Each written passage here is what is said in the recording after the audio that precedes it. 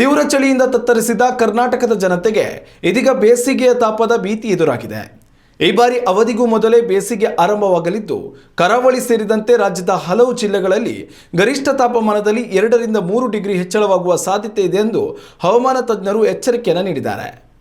ವರ್ಷಂಪ್ರತಿ ವಾಡಿಕೆಯಂತೆ ಮಾರ್ಚ್ ತಿಂಗಳಿನಿಂದ ಬೇಸಿಗೆ ಆರಂಭವಾಗುತ್ತಿದ್ದರೆ, ಈ ಬಾರಿ ಫೆಬ್ರವರಿ ಮೊದಲ ವಾರದಿಂದಲೇ ಬೇಸಿಗೆ ಕಾಲ ಆರಂಭಗೊಂಡಿದೆ. ರಾಜ್ಯದ ಹಲವು ಕಡೆಗಳಲ್ಲಿ ಈಗಾಗಲೇ ತಾಪಮಾನ 31 ಡಿಗ್ರಿಯಿಂದ 37 ಡಿಗ್ರಿಯವರೆಗೆ ದಾಖಲಾಗುತ್ತಿದೆ. ಕರಾವಳಿ ಭಾಗದಲ್ಲಿ ಒಣಹವೆ ಮುಂದುವರಿಯಲಿದ್ದು, ಶಾಖಾಲೆಯ ವಾತಾವರಣ ನಿರ್ಮಾಣವಾಗುವ ಸಾಧ್ಯತೆ ಇದೆ ಎಂದು ಹವಾಮಾನ ತಜ್ಞರು ಅಂದಾಜಿಸಿದ್ದಾರೆ.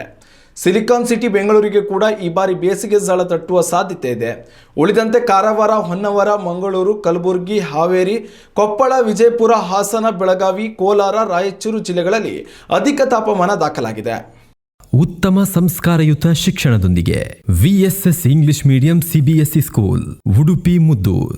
ನರ್ಸರಿಯಿಂದ 10ನೇ ತರಗತಿವರೆಗೆ ಶಿಕ್ಷಣದ ಜೊತೆಗೆ 5 ರಿಂದ 10ನೇ ತರಗತಿವರೆಗಿನ ವಿದ್ಯಾರ್ಥಿನಿಯರಿಗೆ ಉತ್ತಮ ಹಾಸ್ಟೆಲ್ ಸೌಲಭ್ಯವೂ ಇದೆ.